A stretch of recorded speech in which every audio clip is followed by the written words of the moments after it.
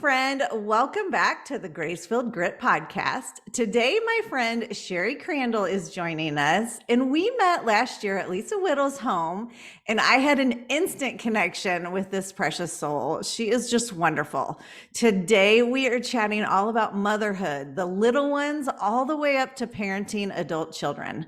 Sherri is the Vice President of Global Ministries and Leadership Experience for MOPS, Mothers of Preschoolers International. She is an author, speaker, and podcaster. Sherri speaks at events across the country and internationally where she shares her passion for encouraging women to live life to the fullest. Welcome, Sherri. Hi, it's so good to see you and to be here. Thanks for asking me. I just want to reiterate that I did feel this awesome connection. We sat at the same table. And you know, when you're in a group of women, there's just certain people that you go, oh, you just had this great connection with you. So it's been really fun to follow along and all the awesome things that you're offering the world. So I feel very honored to be here today.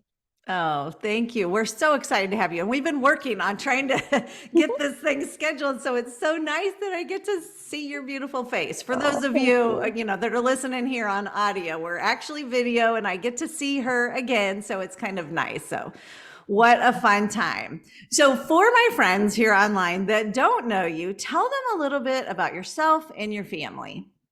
Awesome. Well, I always start with, I have been married to my husband for 37 years this year. Oh, that's a long time. That's awesome. Congratulations. It is a long time when I think about it. Because sometimes wildly, I think I'm still 37. I know I'm not. Right. How is that possible if you're 37? How could I be married for 37 years? But we have a fun story. We met when I was 5 and he was 9 at church.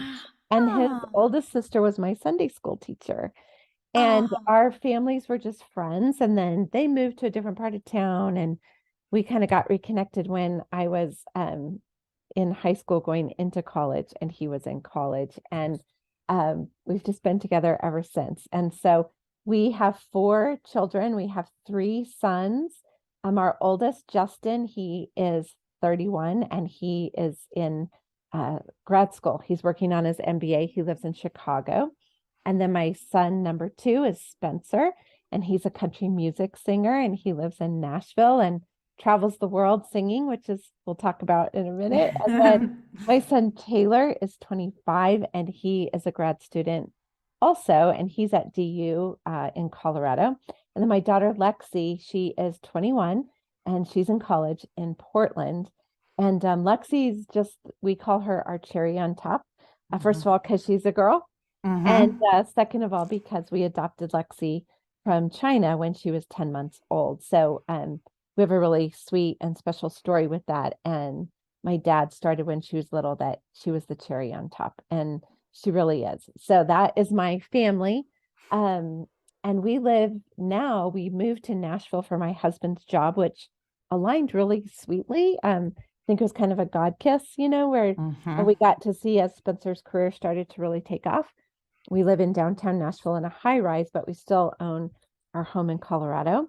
So we have this really cool back and forth of Nashville and Colorado because our headquarters for where I work at MOPS is in Colorado.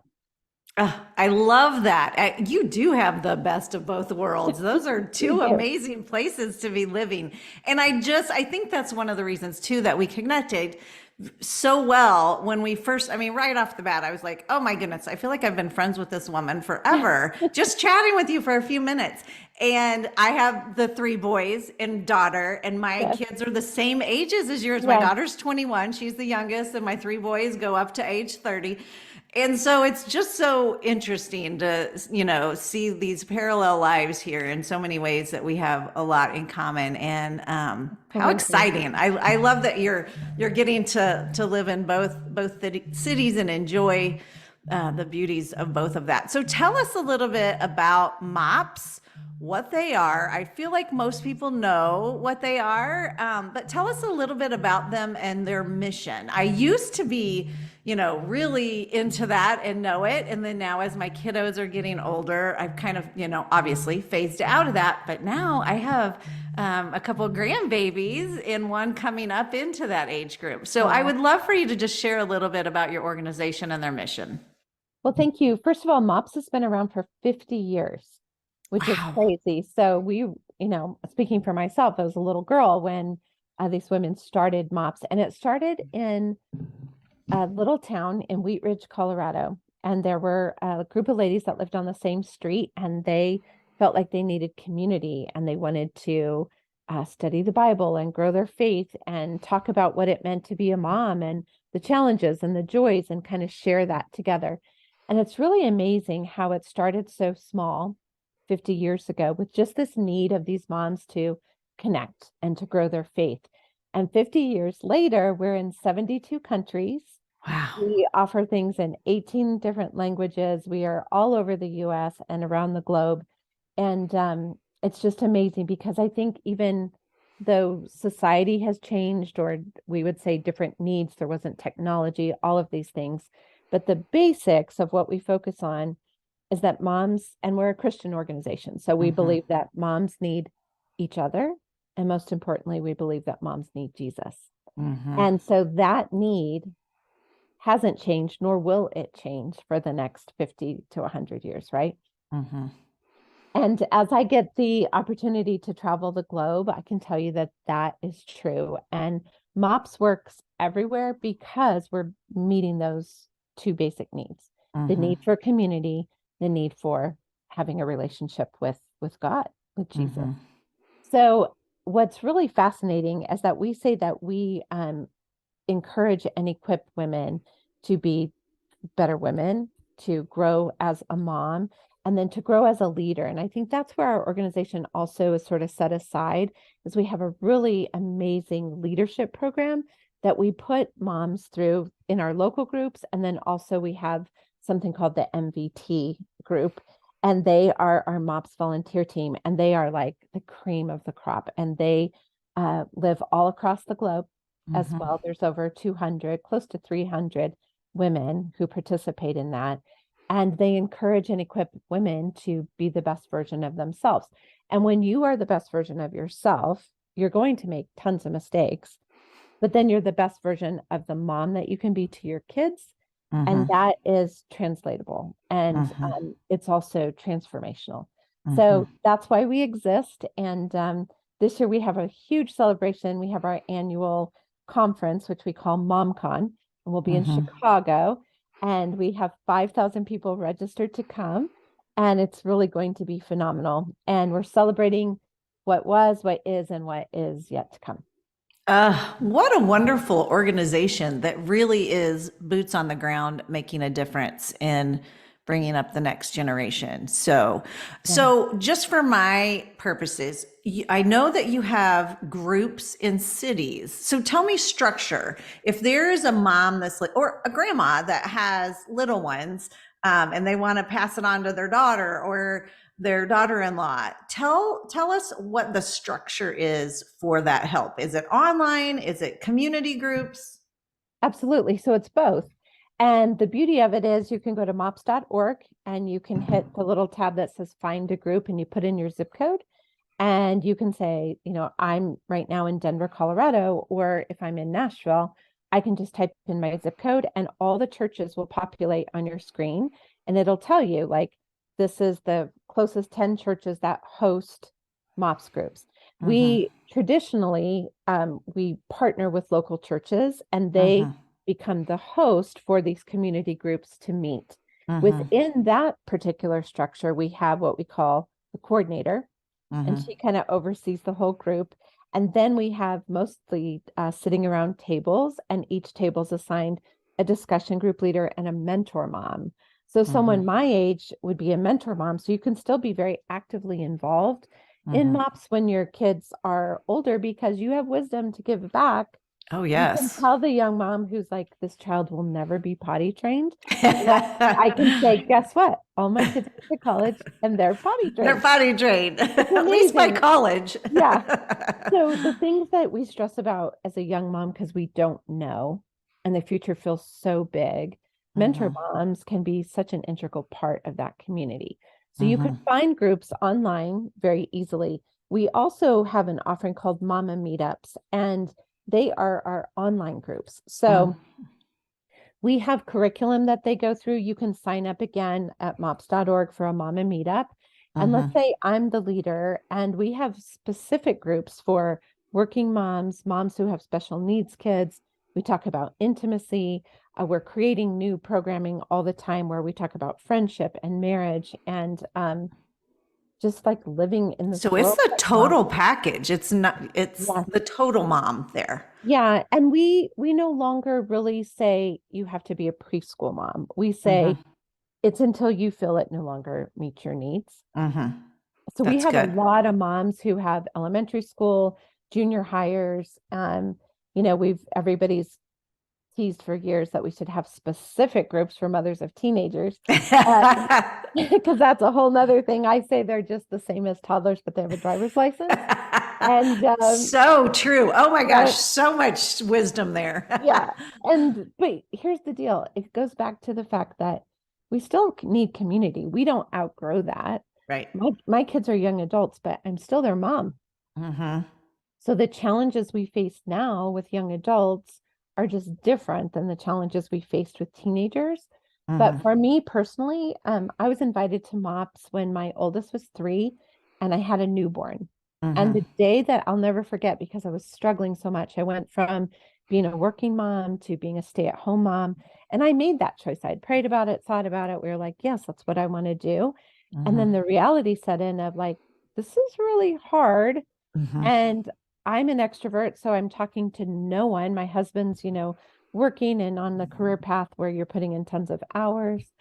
And that particular day, I picked my son up. He was having a meltdown. He had a bad day at school as a little 3-year-old. My Hmm. baby was crying. And I was that mom that had the carrier, nestled in my Hmm.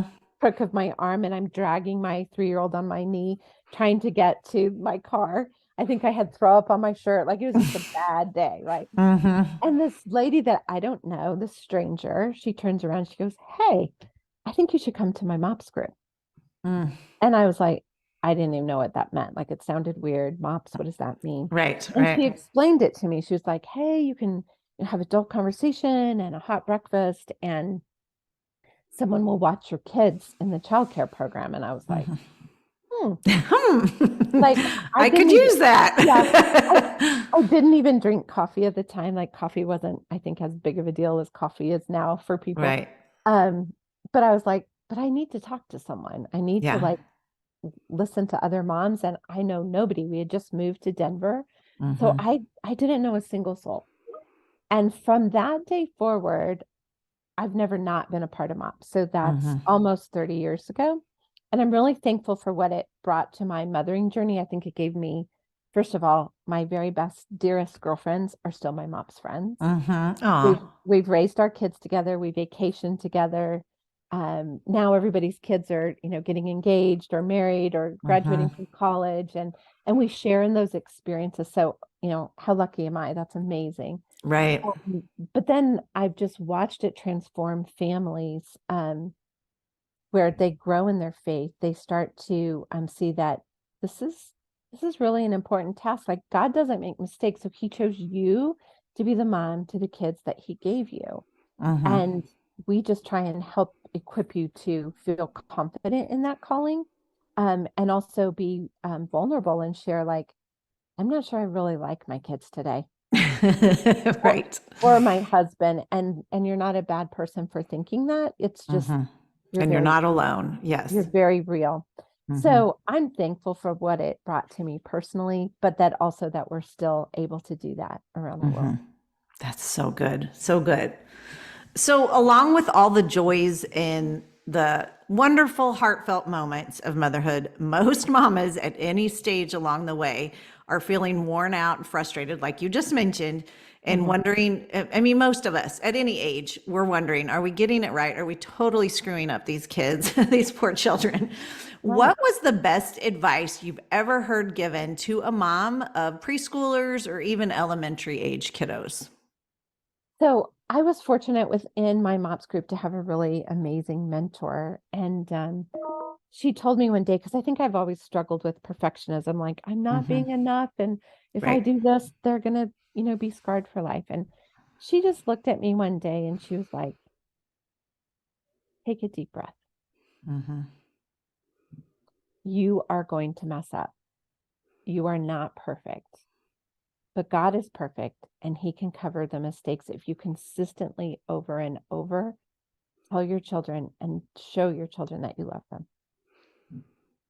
Because love covers a multitude of sins, right? That old saying. But I'm not talking like if you've gone off the rails and you've harmed someone but I'm talking the daily of like, I just didn't do well. And sometimes our best is it's not a home cooked meal. Maybe it looks like Cheerios for dinner, or maybe it looks like you lost your temper because you were super annoyed by whatever. But then you sat and said, I'm really sorry. Mommy shouldn't have said that. Or I'm human too. And I have emotions and my feelings got the best of me. So when she said the consistency, take a deep breath, you will mess up. Like you're going to. So just accept that. And then each time that you do, show up in love. And that was so powerful to me. And I just thought, I'm sure you could interview all four of my children and they would say amazing things. And they would also be like, and write down the list of things that I still annoy them about or whatever. And I'm okay with that because I know within the depths of my soul that I love them with all my heart. And I've tried very hard to convey that. So, and also have shared with them, like, I'm not perfect and I'm not expecting you to be perfect. So just having good. that open line of communication, like you're going to mess up too. And there's going to be days we both, especially in the teenage years, like we just don't like each other today. Right, right. And so speak a little bit to the moms that have the middle schoolers and high schoolers, because that's a tough, that is just tough on parents. And we all, I think as Christian moms, we know the piece about grace. And we know they're all gonna screw up, and they do. They all do. And it's hard because we're human too. And we get, like you mentioned, we get our feelings hurt, and we have higher expectations, and we want the best for them, and they don't see the whole picture. Like we see consequences and all the stuff. So speak to that a little bit, maybe advice for that mom that's just over the middle schoolers or the high schoolers. Well, first of all, I would say this. I think middle schoolers and high schoolers are the squirreliest, goofiest age group, and they can bring more joy to your life if you're open your eyes to see it. Because not everything that they're doing wrong is to anger you or to annoy you, or you feel like you were placed on this planet for me to gain patience or whatever. Right. They're trying to grow and become the person that they want to be and that God made them to be. So oftentimes, especially if you were like me, that you struggle with like, no, I want to be in control of this and I want this all to look and be good, that you don't let them do that. They're pushing away from you. The person that they love the most, they will be the ugliest too, because they feel the most comfortable with you. Right, right. So what I learned in a very hard way, our oldest son, and he would acknowledge this, was a very difficult teenager. We had really, it's his story to tell, so I don't share details, but it was a very difficult, dark, and scary time in our life. And there was a point where he just thought going to high school wasn't important, and extremely smart child, but wouldn't show up to class and then ace the final. And like the people would just be like, he frustrates me. So one night we go to parent teacher conference, and this lady, particular teacher, she was telling me what just an absolute horrible child he was, and how he was so difficult and blah, blah, blah, like on and on and on. And that I should consider taking parenting classes. And instead of like giving me any good, there was nothing good at all. And it was just like awful. And we kind of did that down the road, except for one art teacher who thought he was the greatest child on the planet. Well, we immediately had to get in the car because our other son went to a different high school down the street. Literally get in the car, drive 5 minutes away. The very first teacher, what she says to us, we always know when there's great parents involved because your child is amazing. And she says, and you should teach parenting classes. Oh my goodness. My husband kicks me under the table because we're just like, and so we get in the car. I don't know if I should laugh, cry, like, I don't know. So here's what I learned that day, and I think it's been so good for me as a mom, but it was a really tough lesson. They also have free will just like we do. Mm-hmm. Sometimes we forget that. We think it's only our will and we'll make them do our will. Mm-hmm. So I can't take all the blame for bad choices, but yet on the flip side, I can't take all the credit when they do something amazing. Oh, that's so good. And so I just decided, you know what? You are you, you're on your own journey. I can put the bumpers up, the guardrails, and hopefully I've done my good job in that. But at the end of the day, I can't control you making that bad decision, or I can't control you showing up and doing something that I can't take credit for. Because I think parents get caught up in the like, if your kids look good, you look good. Right. And if your kids look bad, you all of a sudden feel like you're a terrible person. Mm-hmm. I just think we're neither. We're not the most amazing person on the planet when our kids are successful, but we're not the worst person on the planet when our kids are struggling or not doing well. And so trying to figure out how to just stay in that of like, I'm trying to show up in love the best that I can. And I cheer you on here and I meet the challenge down here. Mm-hmm. But stay in the middle of like, I don't get to take credit or take blame for all of that. That is some good wisdom right there for someone. That is powerful. And I've never really heard it said like that, but so true. So true. That is amazing. So adult kids. So, we had planned on kind of going through the ages. Yeah. And I know, you have adult children now that are kind of aging out of the house. Tell me a little bit about that. I mean, I think I was surprised after meeting you. I didn't realize that Spencer Crandall is your son. So Yeah. he has gazillions and gazillions of followers, TikTok sensation, one of your 4 children.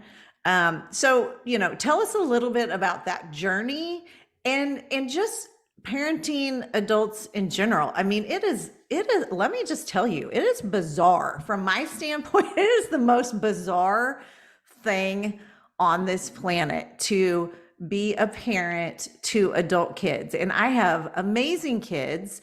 Most of them are right around here. And we're very close and, I see them very often, but it is just for those of us moms that were, especially if you're a stay-at-home mom, where you pour into them and, you're taking them to their sports practices and you're you're doing the cupcakes at the Christmas party and all those things.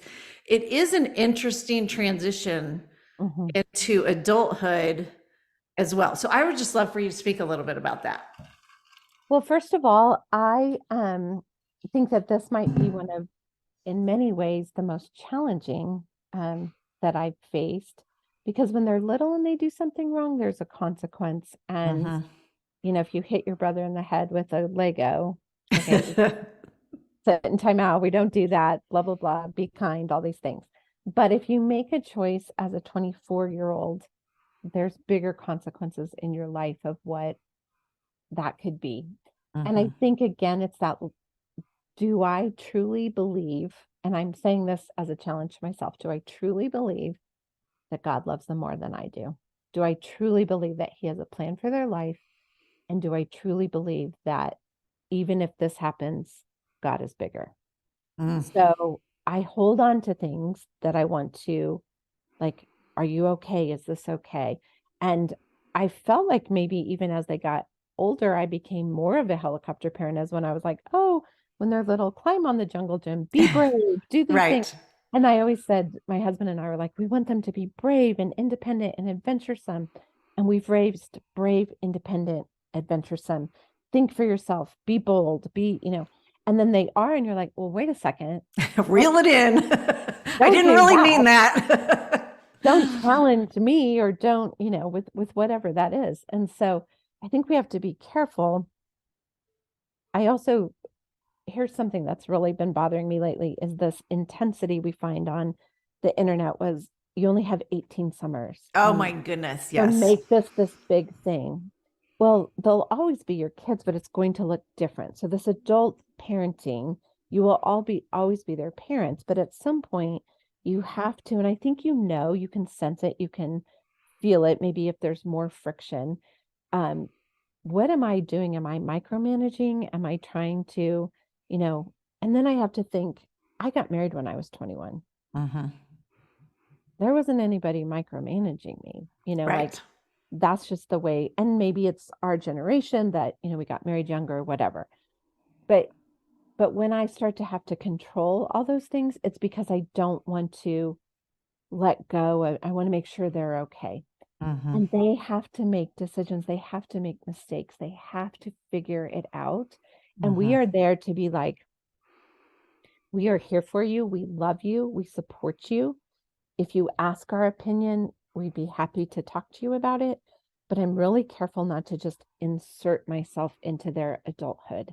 Mm-hmm. Because if I said I wanted to raise independent, adventurous, strong people, and I'm always like, so do you really want to do that? Right? Is that what you want to do? Then I'm second guessing them, which makes them second guess themselves. And Right. then I'm doing exact opposite of what I said my goal as a parent was going to be.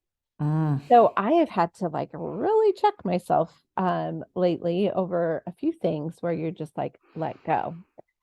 When you talked about Spencer and like encouraging people to like be big and be bold and Mm-hmm. adventurous, um, each child is geared and wired so differently. And he is pursuing a career that is, as we're finding out, less than 1% of the people um, will ever be played on the radio or make Oh, a yeah. living off of playing music.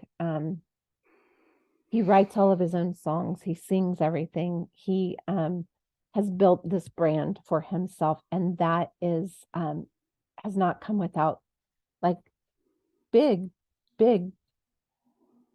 I don't know how to say it in the right way. I guess maybe like things that I think he has had to like forego in order Oh, to yeah. There's make music. sacrifices. There's Yes. big sacrifices that happen, but yet at the same time, we're so proud that he has created something that a lot of people can't. And music is a God-given talent.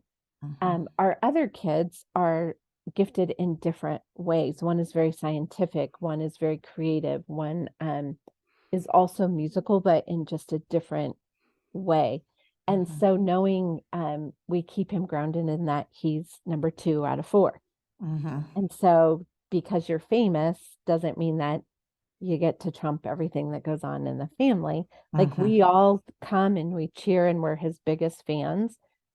But our oldest son just graduated from college and we were like, that was his moment to shine that. And and Spencer flew in for the graduation. So we want everyone to treat each other equally.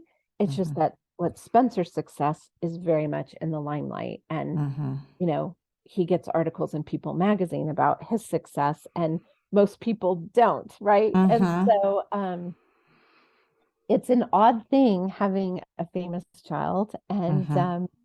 and how to really be his rock solid grounding place so that he feels he can come home and just be Spence and not feel like someone wants his autograph or wants to talk to him or take their picture, that he can just like be who he is in our family. Mm-hmm. Uh, but yet encouraged him enough as a kid that he believed he could pursue that big of a dream. So I think we just have to be careful again as a mom of adult kids to know when to, there's this great book, and I'm not going to remember the author, but it's something in the title of like, keep the welcome mat out and your mouth shut, basically. Oh, I needed to hear that one today. And so you're always welcome, but I don't always need to impose my idea or my way I think you should do it on you if you haven't asked for my opinion.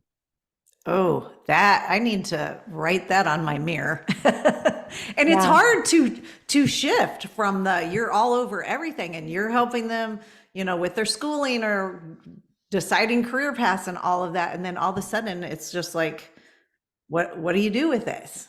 The other thing I would tell any young mom who's listening today is the importance of investing in yourself and investing, if you are married, investing in your marriage.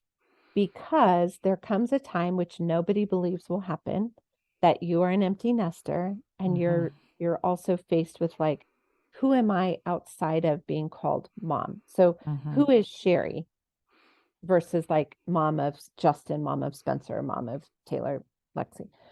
I'm also Sherri. And that Sherri has interests and ideas and also dreams and desires. And don't put all of that aside and say, I'll do that when my kids are grown.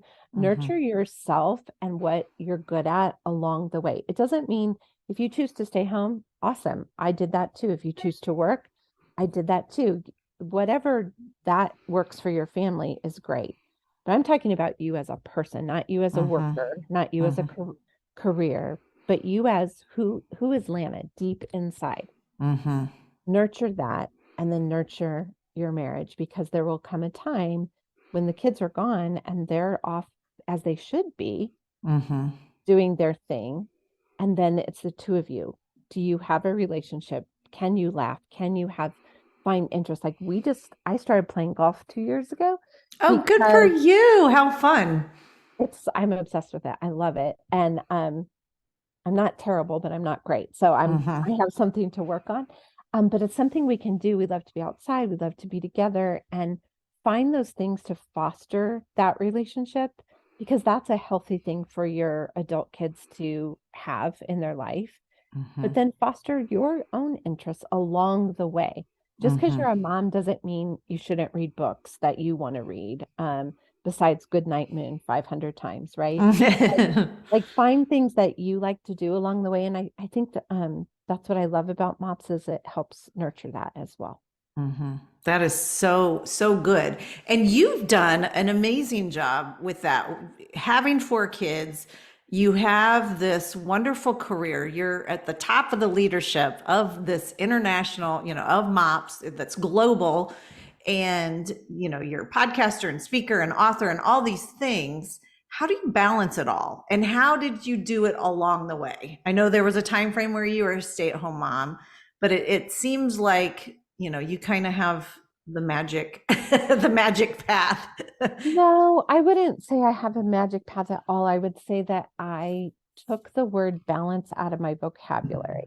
Okay. Is what I did. I think balance is something that I strive so much to do. Like, am I feeling like I'm showing up for my job and the people that I oversee? And do all my kids feel loved? And oh, does my husband feel valued? And I'm also a daughter and a sister. And like, if you start to go all of the layers of who you are. So I started looking at it as more of it's my life to manage. And there's going to be seasons where sometimes I have to say, I can't take that speaking gig. I would love to, but we're doing this with my family. Or I have to say to my family, this is such an amazing opportunity. I really would like to do this. And so I took the word balance out. I think that was very helpful. I also, for whatever reason, have been blessed with a lot of energy. So I always say that I am a 1 cup of coffee a day person, because if I drink more, you would not want to be around me. I'm already a little bit that way on my own. But I have learned to, I would say, manage, and also manage my own expectations, because I'm my own worst enemy of, you can say very kind things about me, but if I look at my week overall, I could point out to you all of my failures and where it didn't go well. And maybe I was a great speaker this week, but I didn't show up well as a wife, or I didn't show up great as a mom. But the overall ticket, the overall big picture of how you show up, I think we're all going to leave a legacy. It's up to us what it's going to be. So I encourage people, it's kind of morbid, but think backwards. Like, I just had a birthday, so I turned 58. So when I'm 88, what do I want my family to look like? It's what I'm investing in now over the next 30 years. It's what I've already invested the past 30 years in. What does that look like? And know that you can do more than you think you can. But no one's asking you to be so stretched that you break. And so you have to be self-aware. I say, make an appointment with yourself every week.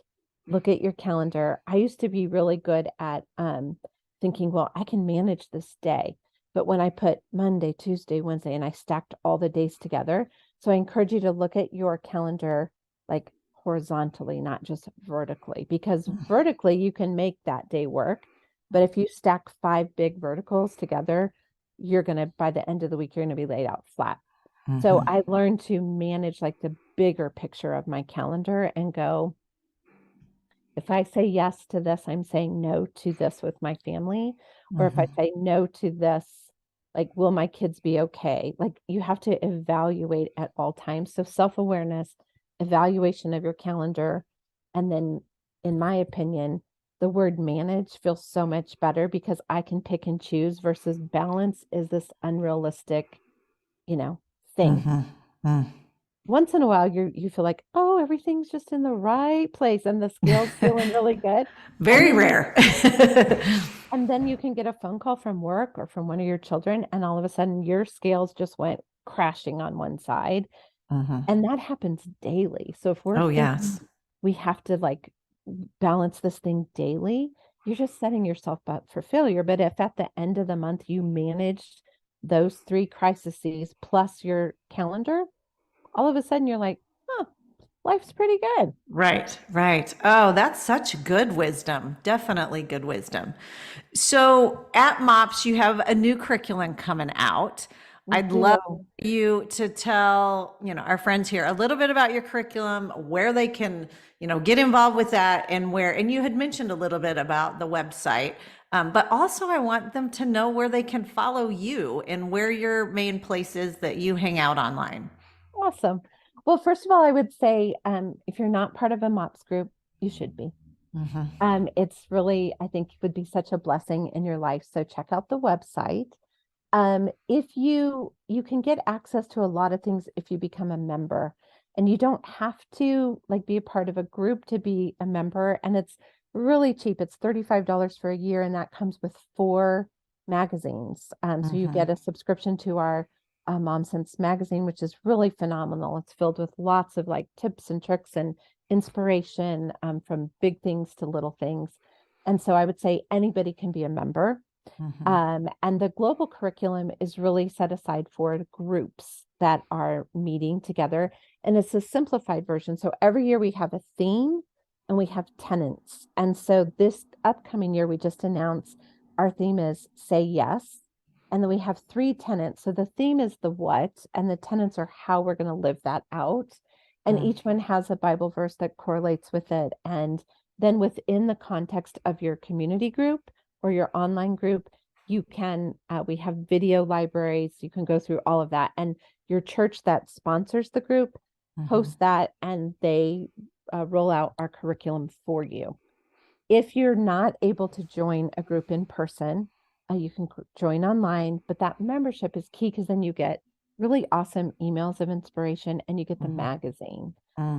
So we're excited for the global curriculum because it continues to grow our global reach. When you reach someone in their own heart language, it's amazing how they can respond instead of reading a subtitle or trying to figure that out. And I just got back from Africa, and one of the greatest things is knowing that in these different countries around the continent, they have it in French and Swahili and Kira Rwanda, and these languages that you can invite a local mom who's really struggling just to survive and share really amazing principles. in her own language. So that's what we're excited about for the global curriculum. And my favorite place to hang out online is probably Instagram.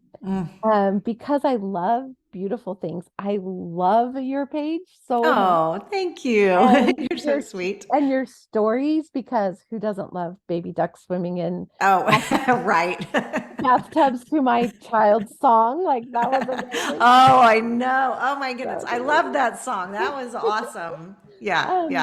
But I love to hang out on Instagram because I think people are critical of like, oh, it's fake, or people are just presenting themselves. And I like to look at it as a fresh spin. Like maybe you are struggling, but maybe the best thing you could do for yourself is this inspirational of like, I'm looking at this beautiful tree because the rest of my life feels terrible at the moment. But this Yes. tree brought me joy and beauty and connected me to God or to my friends or whatever. So I love to chat with people on Instagram Messenger. I think that's really fun. And I'm on Facebook too, but I would say I mainly show up on Instagram. And then I have a website and a blog, sherricrandall.com. And I share lots of recipes and blogs and ideas and inspiration and travel stories from all of my journeys around the world. So I would love for you to join me there too. But yeah, it's just been so fun to connect with you. And Yes. also I hope anybody listening today, I hope there's a little nugget of truth to inspire you that you can do this thing that God called you to do. He gave you these kids for a reason because he really felt you were the very best person for them. And when you're struggling, just rest in that truth. I love it. So good. Thank you for coming on, Sherri. This has been such a joy. And I know you've, hit my heart definitely. And I know you will, our online friends. So thank you for coming on. Thanks for having me.